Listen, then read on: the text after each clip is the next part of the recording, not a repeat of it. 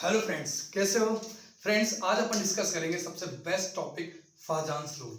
और फाजान्स रूल पे बेस्ड भी कई सारे क्वेश्चंस जो अपने नीट और जेईई मेंस में और आरपीएस में पूछे जाते हैं।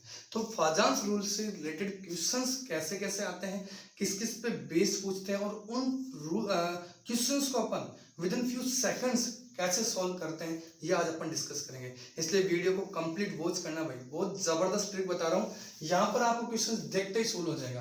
फाजान्स रूल से रिलेटेड है। देखिए जनरली अपन क्वेश्चंस की बात करें तो अपन कहते हैं कि जो आयनिक कंपाउंड उसमें कोवेलेंट कैरेक्टर को डिटेक्ट करने के लिए अपन फाजान्स रूल यूज करते हैं। तो जो सबसे पहले यूज किया जाता है फाजान्स रूल को, वो क्यों यूज किया जाता है, तो वो सबसे पहले आता है कोवेलेंट कैरेक्टर के बारे में पता लगाने के लिए, किसमें, आयनिक कंपाउंड में। दूसरा, अगर मैं बात करूं इसमें पोलराइजेशन के लिए, क्योंकि अपने पास ऑर्डर पूछा जाता है, तो पोलराइजेशन का ऑर्डर क्या हो सकता है ये भी पूछा जा सकता है।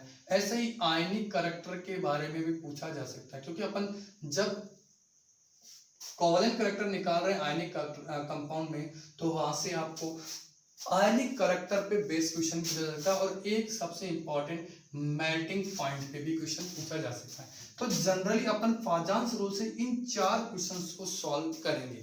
बात समझ में आई? तो अब इन क्वेश्चंस को सॉल्व करने के लिए अपन सबसे पहले बात करते हैं फाजान्स रूल के अंदर। तो फाजान्स रूल में केवल और केवल अपने को दो ही वर्ड याद करने, और वो वर्ड क्या है, एक साइज ऑफ कैटाइन,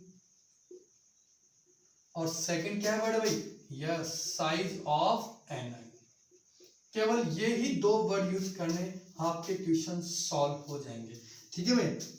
तो बात करें साइज ऑफ कैटाइंस की, तो ये ध्यान रखना है कि जो कैटाइन है उसकी साइज क्या होनी चाहिए, स्मॉलेस्ट साइज ऑफ कैटाइन होनी चाहिए, जिसके अंदर जिस कैटाइन की साइज सबसे छोटी होगी, जिस मॉलिक्यूल के अंदर अगर कैटाइन की साइज सबसे छोटी होगी, उस कैटाइन के अंदर सबसे ज्यादा कोवेलेंट कैरेक्टर होंगे। क्या कह रहा हूं, जिसकी साइज सबसे छोटी होगी उसके अंदर मोर कोवेलेंट कैरेक्टर होंगे। ठीक है भाई। ऐसे अगर मैं बात करूं, अगर किसी कैटाइन पर भाई साइज तो छोटी होनी चाहिए, लेकिन और क्या हो सकता है, हाई पॉजिटिव चार्ज। यस, अगर आपको डिफरेंट कैटाइन दे दिया जाए तो उनमें आपको चेक क्या कर लेना है, जिस कैटाइन पे सबसे ज्यादा पॉजिटिव चार्ज होगा उस कैटाइन की साइज क्या होगी, अपने आप ही सबसे छोटी हो जाएगी, और जिसकी साइज छोटी होगी उसके अंदर सबसे ज्यादा कोवेलेंट कैरेक्टर होंगे। बात समझ में आई?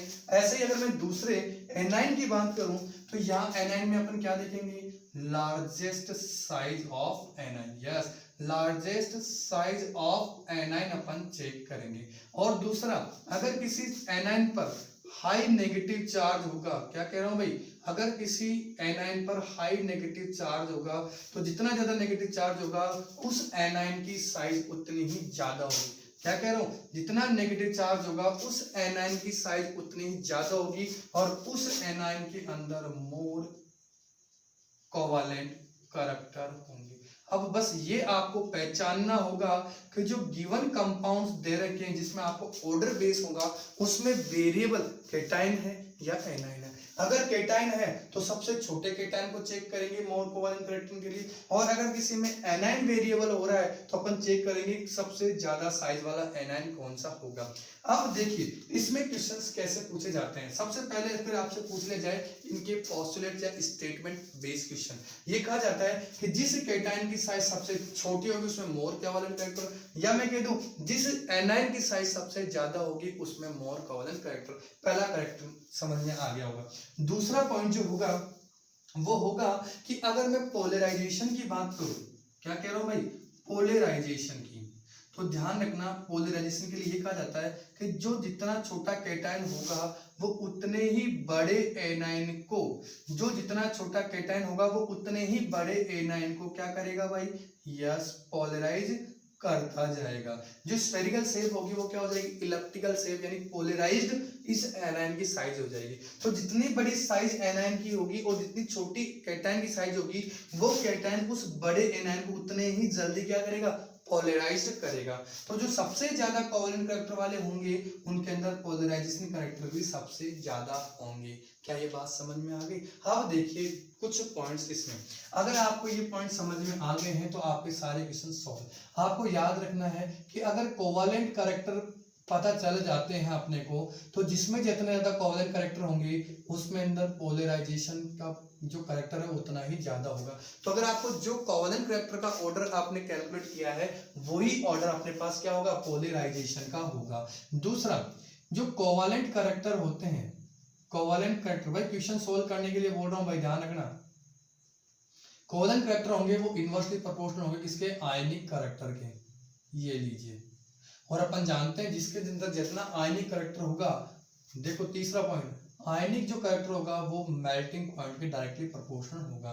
तो अगर मैं ओवरऑल फॉर्मूले की बात करूं तो देखो मैं इसको ऐसे लिख सकता हूं, covalent character proportional to polarisation, inversely proportional to ionic characters, inversely proportional to melting point. ये लीजिए आपके ये चारों क्वेश्चन इन पॉइंट से सॉल्व हो जाएंगे। तो पहला point smallest size of cation, दूसरा पॉइंट इस लार्जेस्ट साइज ऑफ एनाइन, तीसरा पॉइंट पोलराइजेशन, जितना ज्यादा छोटा कैटाइन होगा वो उतने ही बड़े एनाइन को पोलराइज करेगा। ठीक है, तो पोलराइजेशन की कैरेक्टर की बात समझ में आई। और जिसमें जितने ज्यादा कोवेलेंट कैरेक्टर होंगे उसमें उतने ही कम आयनिक कैरेक्टर होगा, और आयनिक कैरेक्टर जिसका कम होगा उसका मेल्टिंग पॉइंट भी कम होगा। ये लीजिए आप इसका फटाफट स्क्रीनशॉट लीजिए और इससे रिलेटेड सारे के सारे क्वेश्चन सॉल्व कर लीजिए। एक छोटा सा क्वेश्चन मैं ले लेता हूँ, केवल बहुत ही छोटा सा क्वेश्चन है, लेकिन आपको अगर वो क्वेश्चन एग्जाम में मिलता है तो आपके 4 मार्क्स में हेल्प करेगा। जैसे अगर मैं बात करूं लिथियम क्लोराइड की, देखो lithium chloride, sodium chloride, potassium chloride, और अगर मैं सीजियम क्लोराइड की बात करता हूं तो ये मेरे पास 4 कंपाउंड है। अगर मैं कहूं कि इन कंपाउंड के जो वेरिएबल है तो आप कहोगे सर यस इसमें कैटाइन वेरिएबल है। ठीक है भाई, क्या कह रहा हूँ, कैटाइन वेरिएबल है, तो मैं इस कंसेप्ट को फॉलो करूंगा। जिसमें सबसे छोटा कैटाइन है, जिसमें सबसे छोटा कैटाइन है उसमें लार्जेस्ट कोवेलेंट कैरेक्टर है। तो अगर मैं कोवेलेंट कैरेक्टर की ऑर्डर की बात करूं तो ये इस तरह से ऑर्डर हो गया कोवेलेंट कैरेक्टर का। लेकिन अगर मैं पोलराइजेशन की बात करता हूं तो सेम कैरेक्टर, देखो ये तो हो गया कोवेलेंट कैरेक्टर की और ये हो गया पोलराइजेशन कैरेक्टर का भी सेम ऑर्डर हो गया। लेकिन अगर पूछा जाए आयनिक कैरेक्टर, तो यहाँ देखिए आयनिक character covalent character just opposite था। तो मैंने कहा अगर आयनिक कैरेक्टर की पूछूंगा तो मैं कहूंगा सबसे ज्यादा आयनिक कैरेक्टर किसमें हो गया, सीजियम क्लोराइड, और सबसे कम किसमें हो गया, लिथियम क्लोराइड में। ऐसे ही अगर मैं बात करूं सबसे ज्यादा मेल्टिंग पॉइंट की, तो सबसे ज्यादा मेल्टिंग पॉइंट किसका हो जाएगा भाई, सीजियम क्लोराइड का हो जाएगा।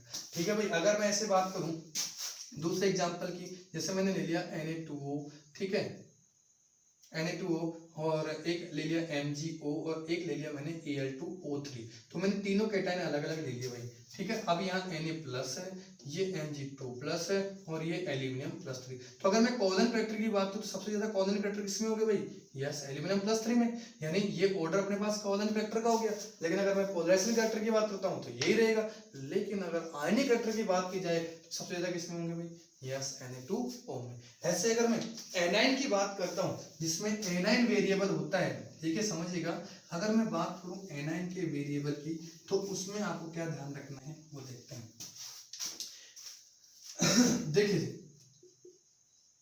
BeF2, BeCl2, BeBr2 और BeI2।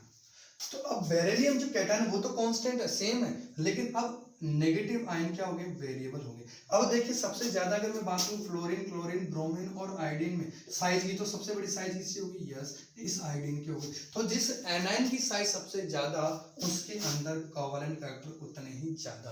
ठीक है, जिससे कोवेलेंट कैरेक्टर उतने ज्यादा उसमें पोलराइजेशन पावर भी उतनी ही ज्यादा। और कोवेलेंट कैरेक्टर जिसमें ज्यादा हो गए उसके अपोजिट देखा जाए तो जिसकी साइज सबसे छोटी हो गई उसमें आयनिक कैरेक्टर सबसे ज्यादा। बात समझ में? तो इस तरह से आप फाजान रूल से इन चारों क्वेश्चंस को, कौन कौन से, कोवेलेंट कैरेक्टर, पोलराइजेशन और आयनिक कैरेक्टर और मेल्टिंग पॉइंट के क्वेश्चंस को आप इजी वे में सॉल्व कर सकते हैं। तो कंप्लीट वॉच कीजिएगा, इसके जो क्वेश्चंस होंगे वो आपको नेक्स्ट वीडियो लेक्चर्स के अंदर अवेलेबल हो जाएंगे। Okay students, thank you, have a nice day.